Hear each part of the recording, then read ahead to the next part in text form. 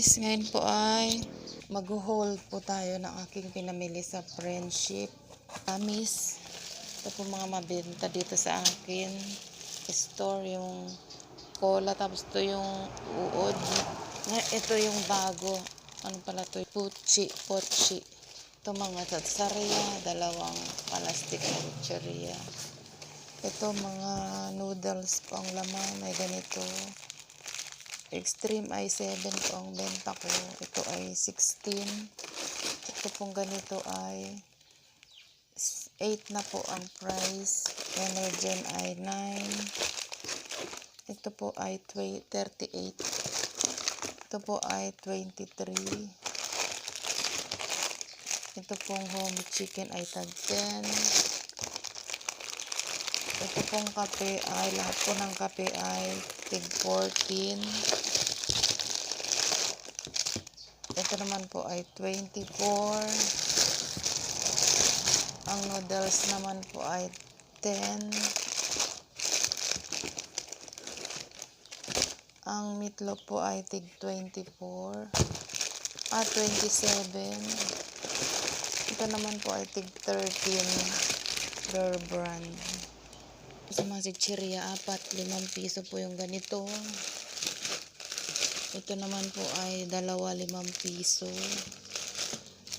Itong ganito po ay 22. Ito po ay 23. Nesty apple. Ang mga juice po ay iba-iba. Itong ganito ay 21. Itong ganito po ay 22. Coke mismo. Ang sardinas ko po is tig 25. Ito naman po ay 25 din. Tig 13 kasi tumaas na po. Ito naman po ganito ay 15 pesos. O meron pang pamilon. O mahigit 40 pesos. Ayan, meron ding royal na maliit. Tig 15 po. Ito naman po ay mga toothpaste. Ganito. Ito po ay tig 12. Ito po ay tig 8. Ito pong speed ay tig 7. Ito pong mga conditioner ay tig 7. Ito pong Palmolive ay 7 pa naman po. Pero yung itong powder na syrup ay tig 8. Ito pong ganito ay tig 13. Joy. Ito pong Safeguard ay tig 21. Ito pong ganito ang tig 8. Ito ang Head and Shoulder. Ayan, dito naman po sa iba is 10 po ang isa, 4 yung laman. Next po ay tig 7. Ito po ang mabenta kasi tumaas na yung syrup powder. Ito po namang Safeguard is 22. Ito pong plastic yellow ay 25. Ang Silka po is tig 20. Ang Colgate po is tig 10. Itong Sunrox po is tig 10. Ayan, kape po ay tig 14. Ito po ay tig 16. Lucky Me. Ito naman po is tig 5. Nips. Tig 5. Tig 5 din Nips. Ito po ay tig 10. Tig 10 din po ito. Beef. Yan mga mabibenta po. Kanton na may sili. 16 naman po. Itong snack ko is tig 9. Yan yung piatos ay tig 15. 1 week po kasi ito na na paninda. Tapos naipon yung pinambili, kaya ayan, parang medyo madami tayong napamili ngayon. Tap na mahinga para sa pag-play po sa BG. Yan po ang ating napamili ngayon. Butane, mabenta po dito ang butane. Kasi sa halagang 20 po, nakakaluto na po sila.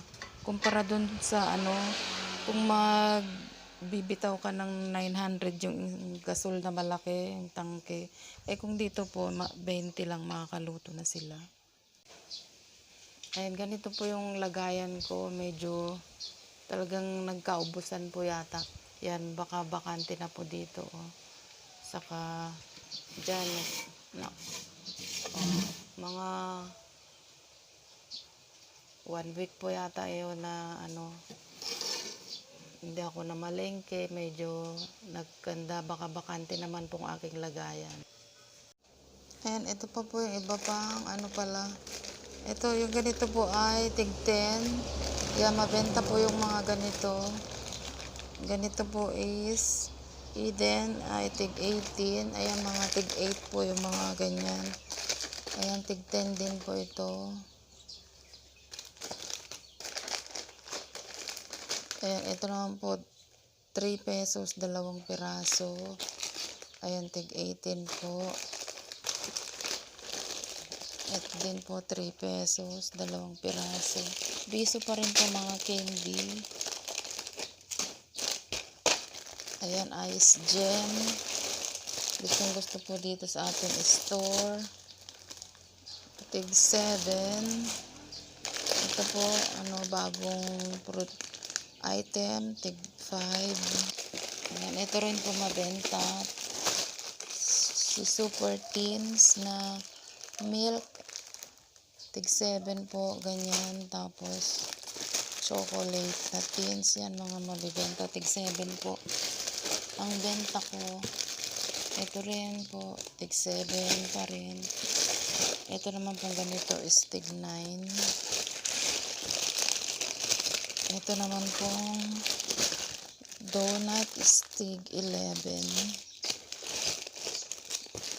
Overload is tig 9 po, tig 9. Ayan, mga kape pa rin. Gatas, yan, tig 12 po. Yan, ganun pa rin po, pareho pa rin. Basta may laman naman na po yan at naka-open na. At medyo mabenta na rin po ang ating mga inumin. Ayan, ang ating mga noodles. Ayan, may mga medyo madami-dami na rin pong laman. Ang ating mga candy. Diyan po banda ay bakante po talaga para nakikita po nila yung kung ano yung mga nasa loob na kung ano yung gusto nilang bilhin ng ating mga gamis.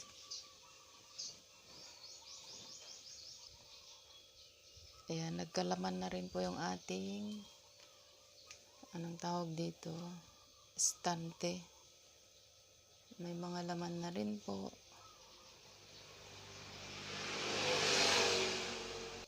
Dito po sa ating setseria section. Setseria section ay marami po. Hindi ko lang maisabit lahat kasi para dyan na lang ako kukuha, dito na lang pag po yung, kasi kung ano po yung nandito, yun din po yung nakasabit dyan. Dyan, ganon. Puro yellow. Oops. Matumal ang Red Horse. Yan. Dito po kasi sa amin guys is yung mamimili ang kulang. Siguro kaya ko naman pong punuin siguro at itong ating tindahan. Kaso lang may stock lang po kasi yung items. Baka maabutan ng Kaya ang binibili ko lang po, ina-stock ko is yung pang isang linggo. Yung pwede pong ma-stock ng pang isang buwan, kagaya ng kape. Yan po yung mga mabenta lang po dito sa ating store. At talagang ang kulang po dito is yung kakaunti po yung kapitbahay na mamimili. Tapos, wala pong ibang mapagkakitaan kundi bukid. Gaya ngayon, tapos na po ang anihan ng bukid. Pagkatapos po ng anihan, naku, wala na naman pong mapagkakita ng mga tao dito sa amin. antay na naman po ng taniman ng palay. At least po yun, magkikitain po yung mga magtatanim. Meron po silang magiging hanap buhay yung pagtatanim. Yun nga pong pag-aani ng palay ay nawalan na po ng hanap buhay ang mga tao dito sa amin nung magkaroon ng ng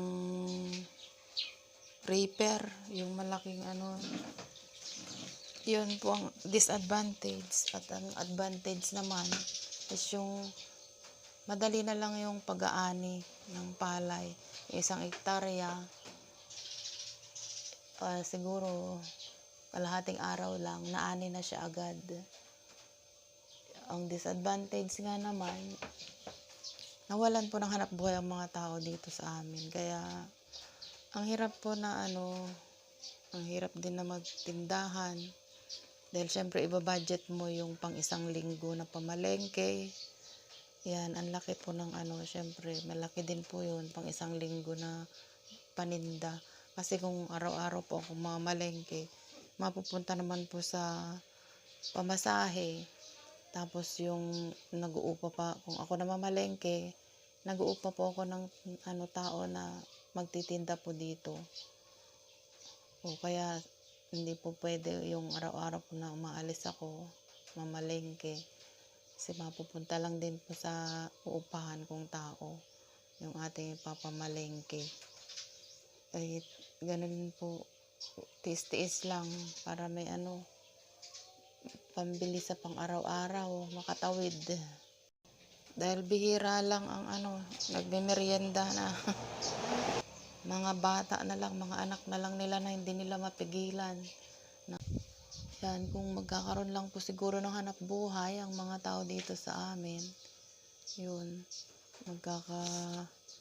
lalakas po ang mga tindahan. Syempre may susweldo ng mga tao, may hanap buhay, may pambili po ng mga pagkain, may bibili sa tindahan, magiging madali po ang pag-ikot ng puhunan dito sa tindahan. Tapos, syempre, mahirap po ang buhay dito. Ang hirap pong magdagdag ng presyo. Ang presyo ng mga bilihin, pataas po ng pataas. Reklamo ng reklamo ang mga tao. Tumaas na naman, tumaas na naman. Ganyan po ang mga naririnig. Di, sabi ko, ako din naman, tumataas din po yung kailangan kong ilabas na puhunan, tapos ang tubo. Hindi naman tumataas, ganon din. Yan, ganyan po ang mga sagot na kailangang isagot sa mga pataas na yan.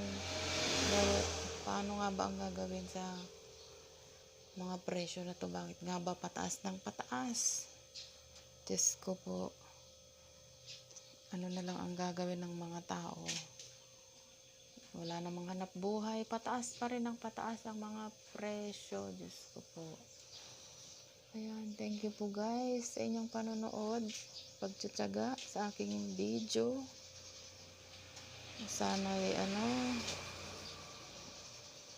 andyan lang kayo lagi at huwag mananawa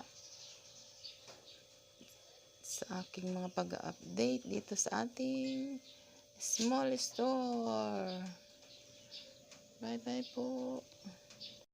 Sa mga susunod ko pang mga video about dito sa tindahan, minsan naman sa pagtatanim, dahil yun po ang love ko talaga, pagtatanim ng mga gulay-gulay. Pag po nag-umpisa na ang tag-ulan, magtatanim-tanim po tayo doon sa ating gulayan, sa bakuran.